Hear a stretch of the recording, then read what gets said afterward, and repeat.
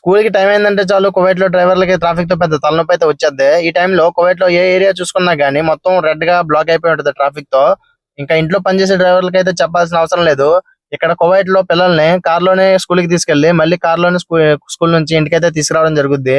ఇంకా వీళ్ళైతే ఉదయం 7 గంటలకైతే స్కూల్ కి తీసుకెళ్తారు. మళ్ళీ 1 గంటకి పిల్లలు స్కూల్ నుంచి బయటకు వచ్చేసరికి డ్రైవర్లు అనే వాళ్ళు కార్ పార్క్ చేసి వాళ్ళ కోసం బయట వెయిట్ చేస్తూ రెడీగా అయితే ఉండాలన్నమాట.